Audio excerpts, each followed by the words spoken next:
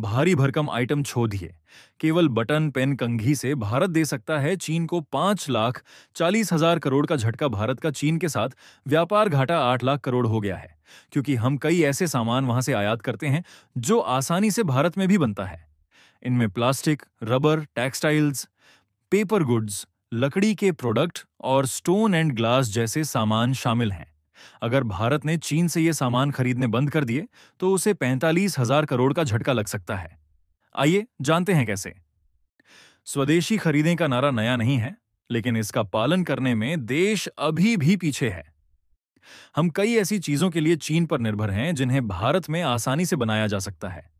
यह स्थिति भारत को आर्थिक रूप से नुकसान पहुंचा रही है और चीन के साथ हमारा व्यापार घाटा 8 लाख करोड़ रुपए तक पहुंच चुका है।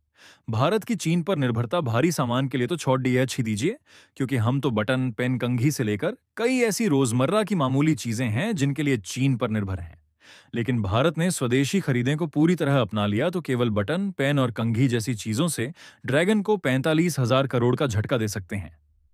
बल ट्रेड रिसर्च इनिशिएटिव के संस्थापक अजय श्रीवास्तव के अनुसार भारत ने 2023 से 24 में चीन से करीब 7,521 प्रकार के उत्पाद आयात किए।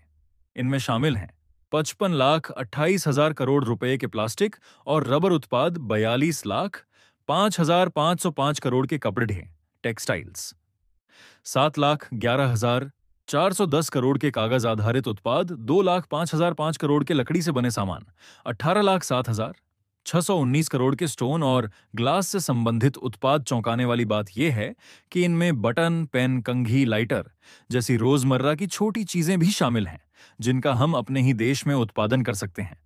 भारत में ये सामान बनाए जाते हैं, लेकिन उतने सस्ते और बड़े पैमाने पर नहीं जैसे कि चीन में।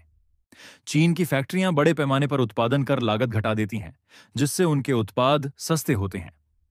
भारतीय ग्राहक भी कीमत के प्रति बेहद संवेदनशील होते हैं और कम कीमत वाले सामान को प्राथमिकता देते हैं।